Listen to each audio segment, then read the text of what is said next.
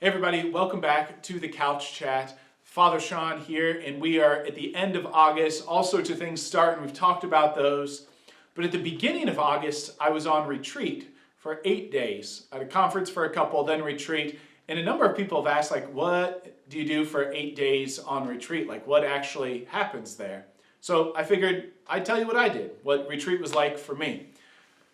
So 3 different kinds of retreats, right? 3 different kinds of kind of just broad categories of kinds of retreats. The first one would be a preached retreat. So you sign up for a retreat, there's a retreat master that is giving a couple talks every day. Sometimes it's 2 talks a day. I've heard of places where it's 4 talks a day. So you can go sign up for a retreat. It's preached by somebody who's the retreat master. Sometimes these are silent, right? In between you don't talk. Maybe the retreat master gives you a few things to pray about, a few things to talk about, or just to pray about. Even in those, maybe one time, if you're there for like 5 days, you have an opportunity to speak with the retreat director. But normally there's a pretty sizable group of people that are there. I don't know, 20 or something like that, maybe more, maybe less. So that's a preached retreat where somebody comes and preaches. So the Archdiocese of Cincinnati organizes a preached retreat for all the priests every year, so we're always free to sign up for that. Second kind of retreat is a self-directed. So that could be, I could sign up to go to a retreat house, bring a book or bring something, or have some sort of idea of what I think I should be doing on a retreat. Maybe I call a friend and be like, hey, you got any ideas? Or you know what's going on in my life? What are some things I should pray with, some things I should do?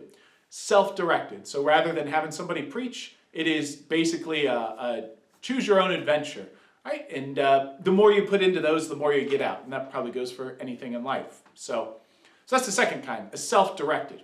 The kind I went on was called a directed retreat, which I had never been on before. Never done a directed retreat where you meet one-on-one every day with a retreat director who guides you, tells you things to pray about. When you say like, hey, this was coming up, and he can kind of give some advice. Specifically, the kind of retreat I went on, which I was excited to do, like I said, never done anything like this, was the spiritual exercises of St. Ignatius of Loyola. So St. Ignatius of Loyola lives in the 1500s. He founds the Jesuits. If you've heard of the Jesuits, this is the order he founds. And as he's going through his conversion, he begins to make notes, and he invites people on retreats. And so this is the compilation of the retreats he gave back in the 1500s, which is cool. It's like walking into history. So he has this, you can buy the book, it's maybe about that thick, of the spiritual exercises of St. Ignatius of Loyola. It is meant to be a 30-day retreat that you go on for 30 days. You meet with the director every day, and they kind of guide you through these different things. So basically the responsibility of my retreat director was to kind of figure out the important things for me for these 8 days. And so that's what it was, an 8-day Ignatian retreat. So I had a copy of the spiritual exercises. He kind of gave me different things to do. And St. Ignatius, at some points in the 30-day retreat, recommends 5 hours of prayer, other times 4. So I, at the start, did 4, but then I was like, I should probably be doing a 5th hour of prayer. So what did a day look like while I was on retreat? Got up, I think probably 6:15, maybe 6 o'clock.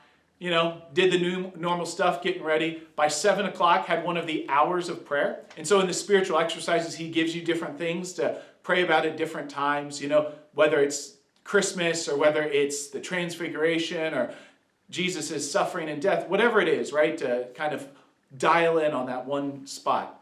So we do that every day, start out at 7 with an hour of prayer, 8:15, ate breakfast every day. And then by about, and it's silent, not talking to anybody. You can eat pretty quick when it's silent. Then about 9:15, had the second hour of prayer. And then every day at 10:30 was the meeting with the spiritual director. So we went over things. There was also some chit-chat, learned a lot about him. He was a Jesuit priest, about 70 years old. And then after that meeting with him, celebrate Mass. Normally just celebrated Mass by myself or with the Lord and all the angels and saints. And then ate lunch every day, right about noon or whatever, 12:15. Then after lunch, normally just sat down for a little bit.